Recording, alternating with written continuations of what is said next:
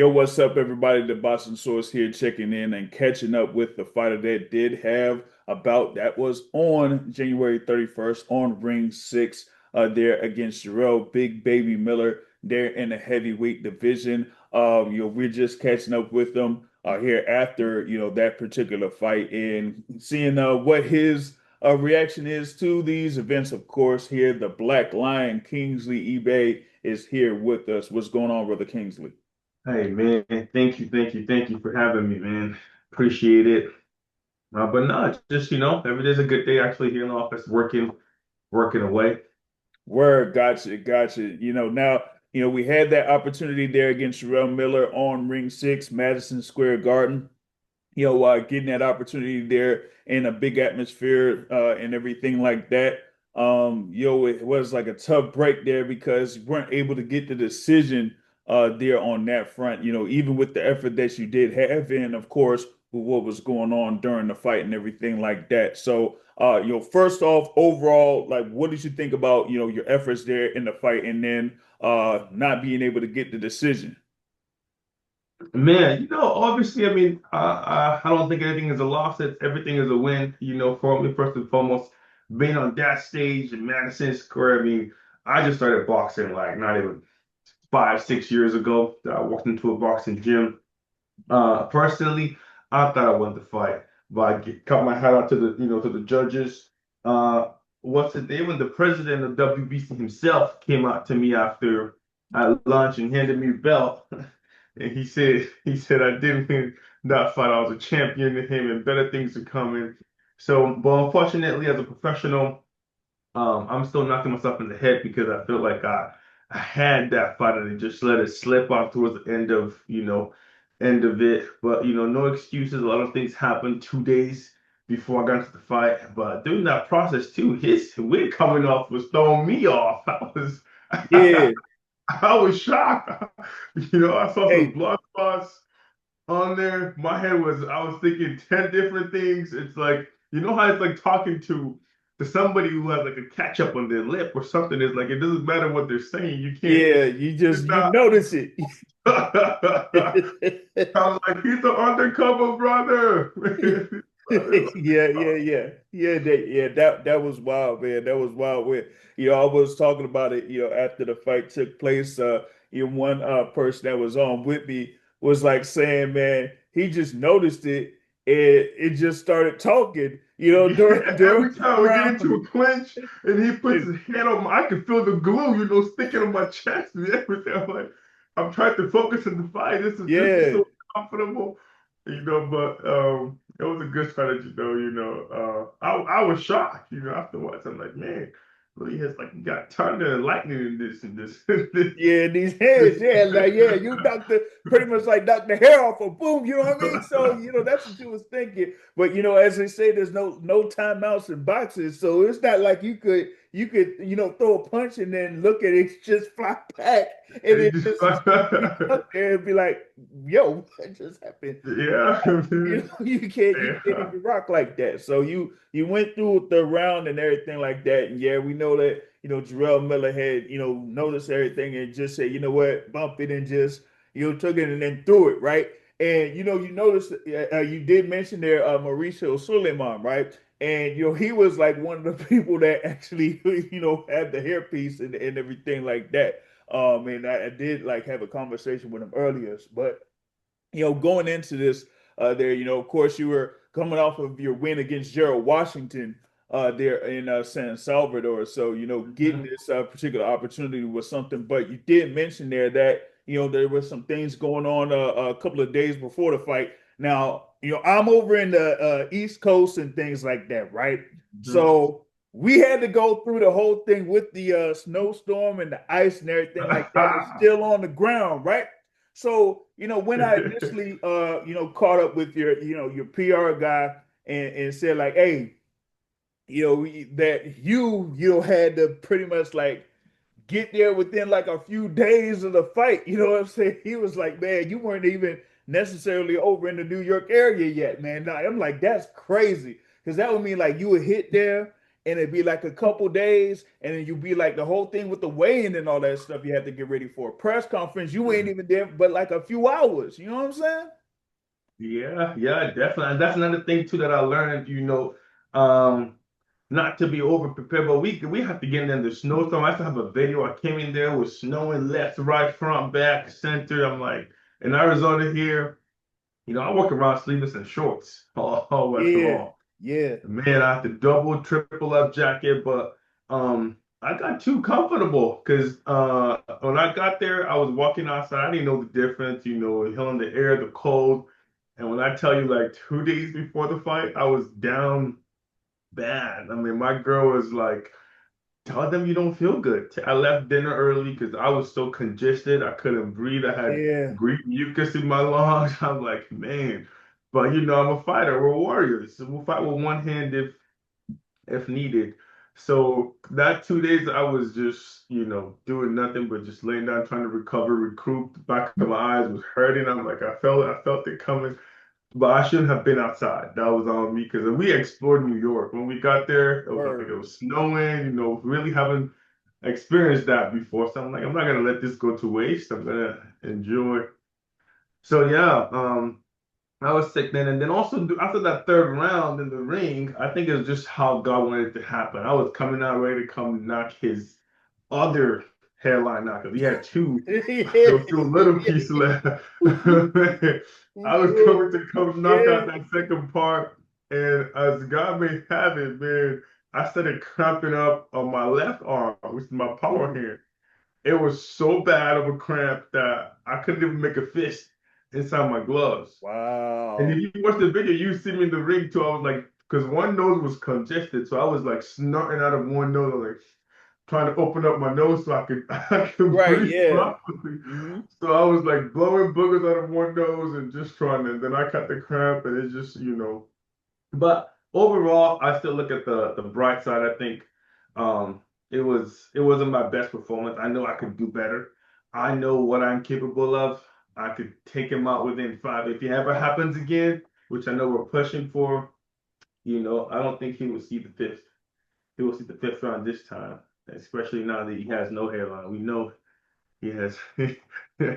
We know Yeah, he has yeah, no yeah, real yeah, yeah. hairline. I mean, I was saying like I had seen the last time I had saw him, it was like in October, and he had the whole joint, and I'm like, yeah, Yeah, I I don't think couldn't he think went if he back would have had to. it back in October. So if he was rocking it since October, props to him. But like you, We're exposing the undercover brothers. yeah, yeah, yeah, yeah, yeah, No, but I really think, I mean, I don't know. I really think he's probably just always had one. I don't think it's the first rodeo because coming to a fight like that, you don't just do something that different overnight. right, yeah. I think he's been rocking that joint. He's been having that, this is just the first time you get exposed. He's just Word. I mean, I guess first you laid the truth out. When it came to that, I guess maybe that was it. Yeah, it Um, was so precise. 'Cause if you look at it, he even had a pat in there to make it look real. I was like, yeah, hey, yeah, man. Because like you go through like the first couple of rounds, and it's like it's like perfectly lined up. The fade and everything like that, man. And then, like you said, man, you hit him with the straight the uppercut, and then it started to bust.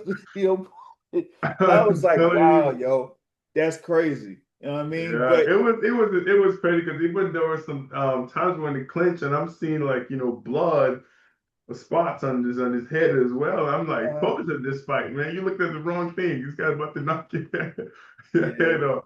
And the little ones that was in the front too. I'm like, why are right. those ones hanging? I'm like, are those real? Are those in my head? I'm just have all these things going on Hmm.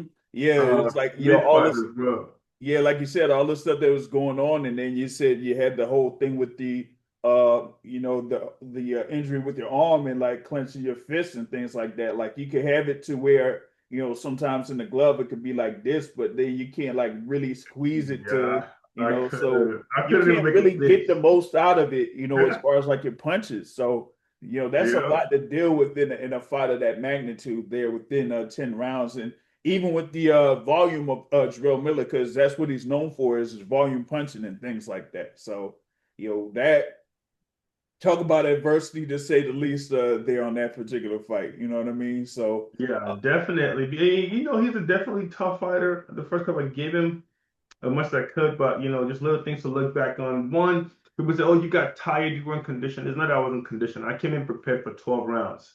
But having one functioning nose, it's like trying to figure yeah, out. Nobody knows that or understand. I know it's no excuses, but I still did the best that I could. And yeah. then the cramp was another one. I'm like, man, I just gotta. And I tried like a couple of rounds. I'm like, okay, just lay off, move, stick, and box, and give it time to recover. That was my goal plan. Okay, move around, stick, move, give your hand time to calm down. But I don't know if you've ever had a cramp before.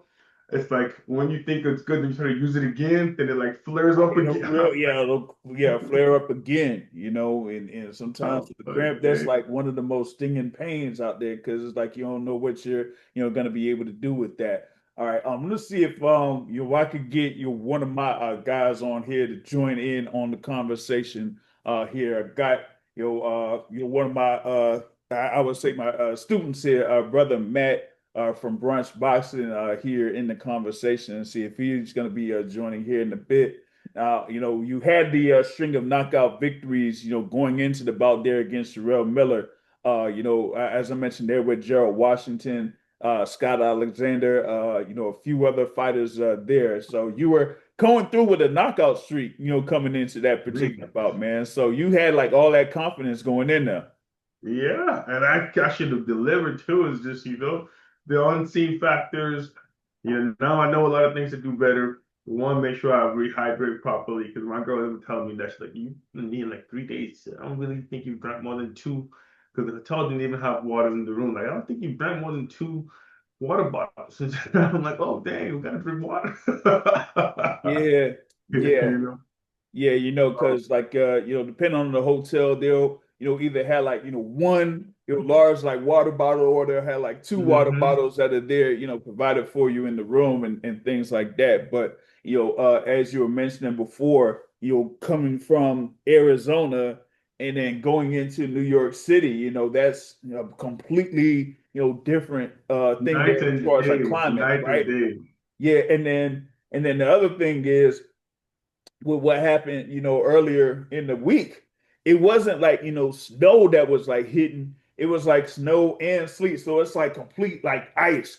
And it'll be super cold. So yeah, you gotta, watch how you maneuver and everything like that, when it comes to being out there in the cold and stuff like that. Yeah. So it's kind of My like, advice to anybody ever doing that again, stay inside. Do not go outside. I thought I'm Superman bullet. I mean, I did explore how, but we went to the Brooklyn Bridge, walked around the crunk gym. For like 2 days, I was outside half the time, because that's when you give your body time to relax. And then when I tell you that cold air, the breeze, I was like at dinner and I couldn't even breathe. My back of my eyes was hurting. My man, whole team were there at dinner, like, what's wrong with you, champ? I'm like, I gotta go upstairs because I have yeah. major brain pain. Word, word. Now, seeing here if your brother Matt, if you got everything checked in here, let's see here if he's able to get on. Usually he's able to join in and everything like that. All right. Matt, you there with us? Yeah, I'm here. What's going on, Kingsley? Good, good, man. How you doing? I'm good, man. Now after your performance, obviously we all know it was a close fight, very memorable fight for reasons that we we all know, but it was a close fight. What level do you feel like you're at in your career currently? Really, really great question. Actually, right now, if you ask me, um, I just do everything like the way I do. Like I'm constantly learning. I think I could learn from anybody and everyone. I still learn things from people who don't even box. I'm always like a sponge. But the level that I'm at right now, the performance that I put out that day, I won't even give myself a pro level performance because I know what I'm capable of and I didn't deliver what I expected or what I do have a lot of work to do. And that's really my focus in life. I never chase perfection. It's just constant, improving. I've watched the fight back over 10 times, I'd say, right? A lot of things go back in your head, and it's like things that you know you could do better, but just didn't do them. So, which is now my biggest goal is I know this stuff. Now is just to make it more of muscle memory and crafting, whereby if you ever get in those situations again, the body can also function without the brain. Because a lot of times when your brain is tired, your body follows suit. But if the mind knows what to do, the body will play along. So there's a lot of work to do. So if you ask me the level, I'd say, I mean, I wouldn't give myself an amateur level. I mean, we're in the pros, I know, and I'm thankful and blessed again. I just started fighting not even six years ago since I first walked into a gym to sell insurance, and here I am, Madison Square, biggest stage of all time. I'm thankful, I'm blessed for it, but I feel like I'm still a rookie in the game, and I have a lot of learning to Mhm. do, and that's really my focus. Now, well, like you said, you feel like you left maybe some meat on the bone, some things in the ring on Saturday night. How do you work on not doing that in your next fight? Like, yeah, you could say you saw it, and hey, I'm gonna do this next time. But how do you keep yourself from not doing it the next time and pulling the trigger when you feel like you have opportunities? Great question. Like everything with everything, I even tell my age people or people that I work with, it's coming down to practice, muscle memory, right? There's one thing knowing it, it's one thing doing it.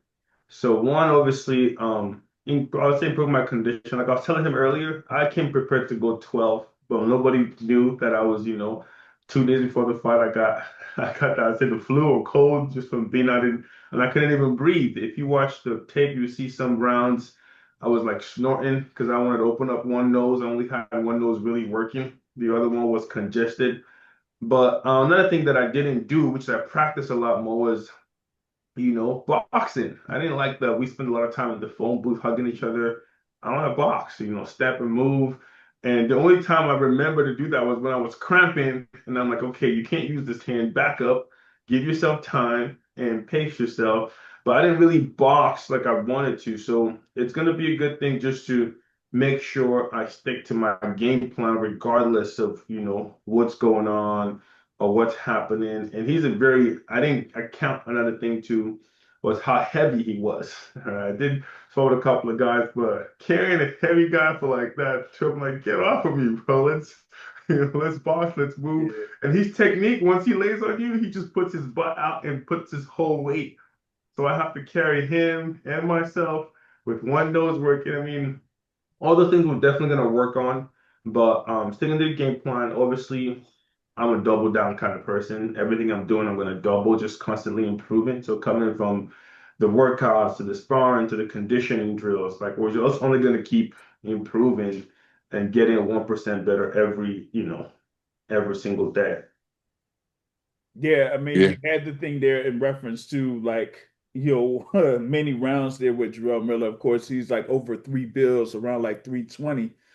So you had that, instance where at least one time where he was leaning on you, and it was like so much that you did have to take a knee, on that front there. But No, actually, I didn't take a knee. I didn't take a knee. It was a low blow. So if you watch, oh, he did hit me. So it was low blow. And the yeah. ref counted out. The ref was like, okay, give me time to get back up. So there was a low. He did throw a couple of, a lot of them. He's inside and does his Mm, little shoe shine.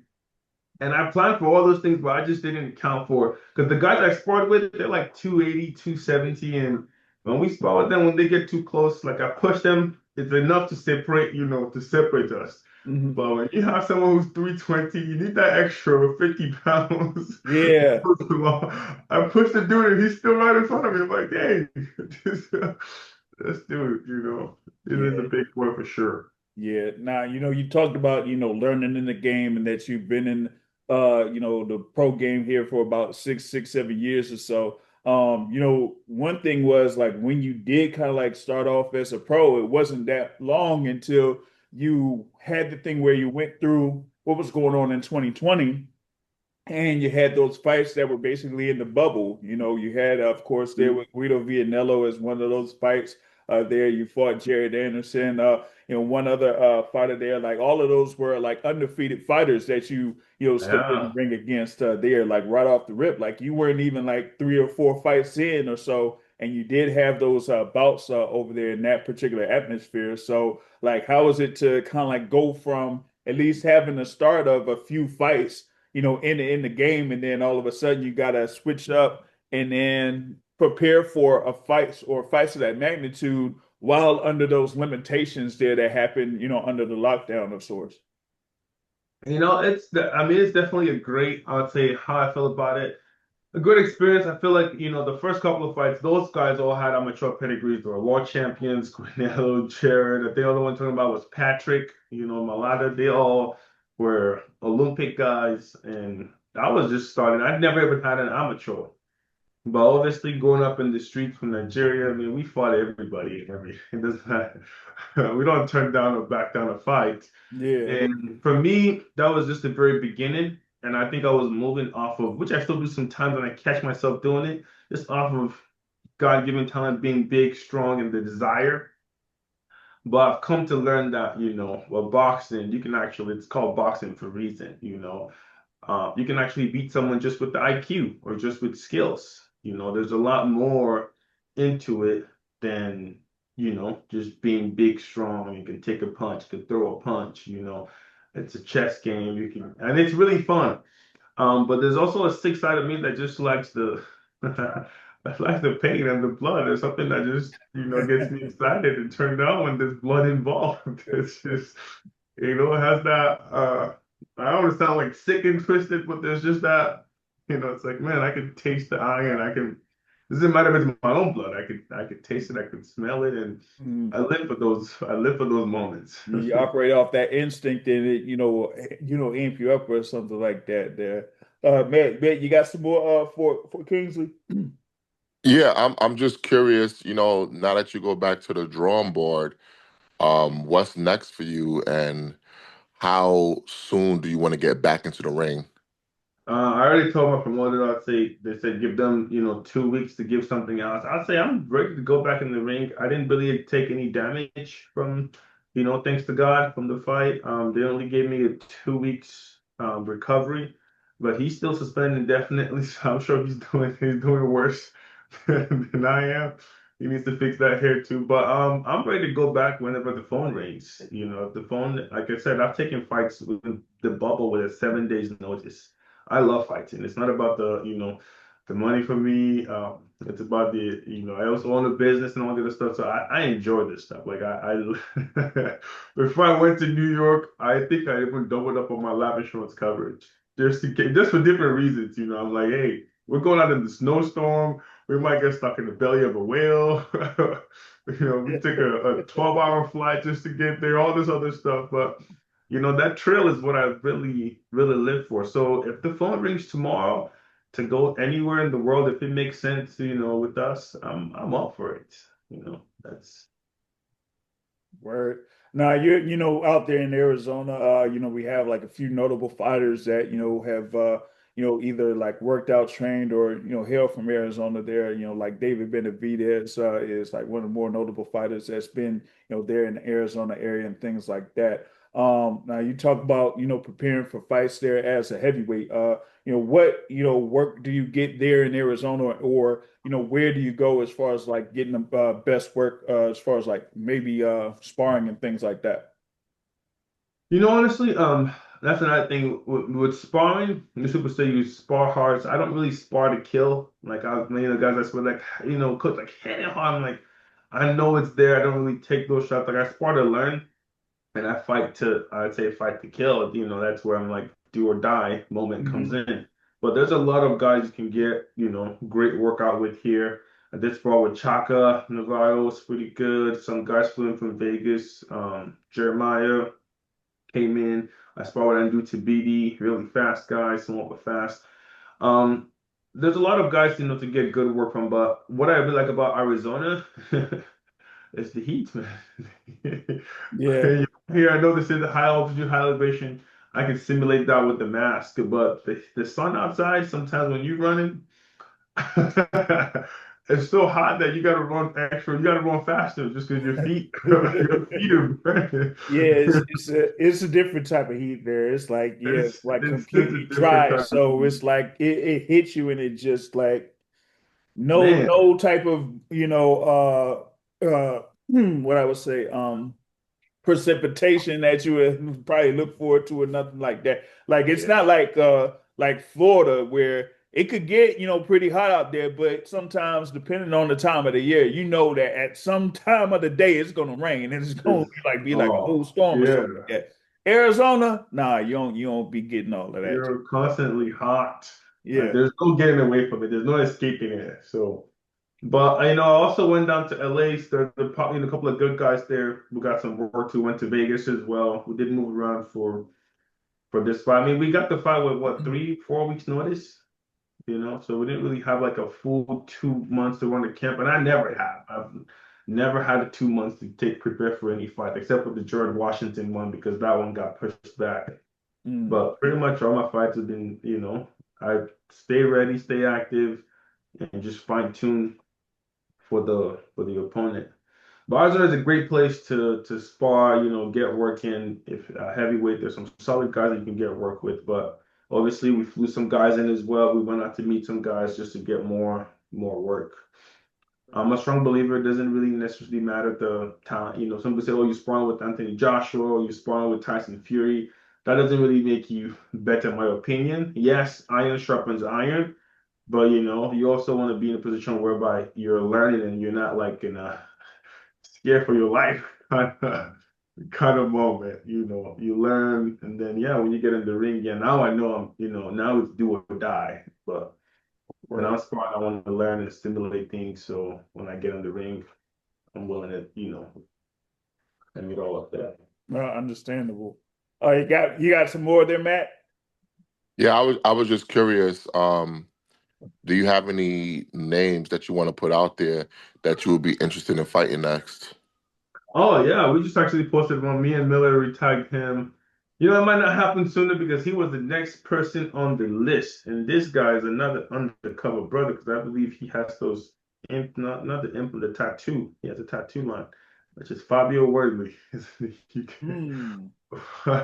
want to Hmm. wipe that ink off his head. But honestly, anybody, he's just one that we've almost crossed paths before, and it just keeps falling off. I think, God has a plan for him. It's not for everybody saving him. But honestly, anybody, he's one that I like to fight. Coming up, there's Joyce as well. Been big fights. But really, anybody, if the phone rings tomorrow for Tyson Fury or Usyk, I will say yes.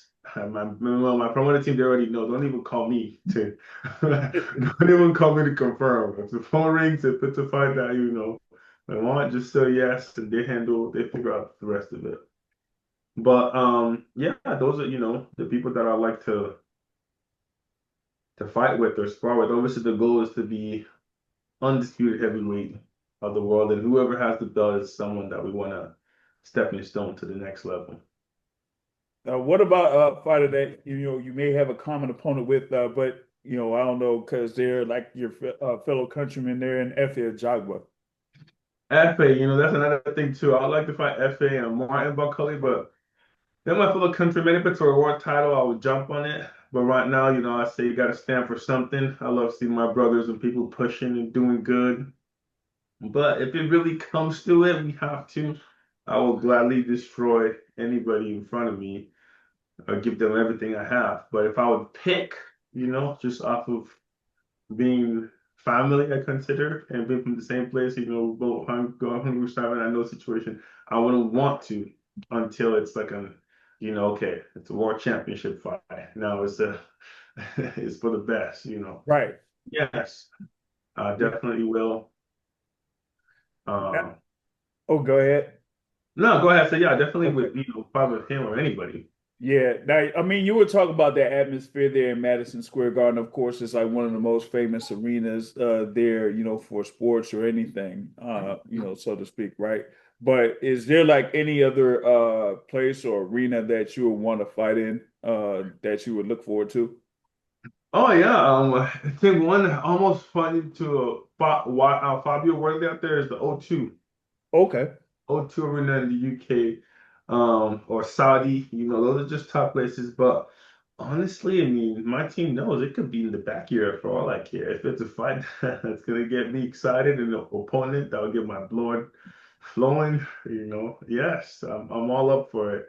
I know everybody expected me to lose, which we did the Miller fight. He thought he was gonna blow me out. I mean, even Vegas had me like a 6-1 underdog. And I'm like, dang, they really think so poorly.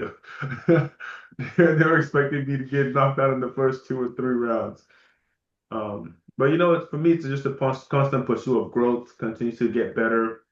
We're far away from where we want to be, but we'll just focus on the very next day, getting better. I know for sure by God's grace, we're definitely going to get there. Heard, no doubt, no doubt. Any more from you, brother Matt? I was actually curious about next steps in your career because obviously we know the landscape in boxing has changed with the entry of Zuffa boxing. You just boxed on Turkey Al Sheikh card. Any interest in you like maybe staying with Turkey, you going with Zuffa in Turkey? Like what's really next for you in terms of where you're gonna sign to? If Zuffa calls, if it makes sense to have the fighter, let's do it. If Turkey, the ring, I mean, just shout out to Turkey and Al Sheikh and Eddie Hearn. You know, met those guys. Major respect for him with the way they organize the stuff, the system, the process. It's clean, respectful, very not only just top talented people, but just decent people in general. I'm very could feel people's energy and just being in their presence around it, you could tell that, they're good and upstanding people. But to answer the question specifically, it does for me, it doesn't matter. If it could be PBC top rank, if they're calling and coming correct, I will be there. I will show up. Boxing is boxing for me. With the Zuffa thing coming out new, just like with the Jake Paul thing at first, I was kind of against it. But when I see what he's really doing, I'm like, why not? It's all helping boxing, giving people opportunity that, to show their talent. So I'm not necessarily caught up on the name on the front of the card, but as long as it's actually boxing and not, the scripted boxing, Mm. I'll be there. I'll be there. Gotcha, gotcha. So you wouldn't mind if it's like, nothing where you can't have like, a bunch of designs on the trunk. So it just might have your name and just like a Z on it. But as long Yeah. as you're able to get in the ring, you As long as I'm able be to get in the ring, it makes sense. That's what I mean. I'm a boxer.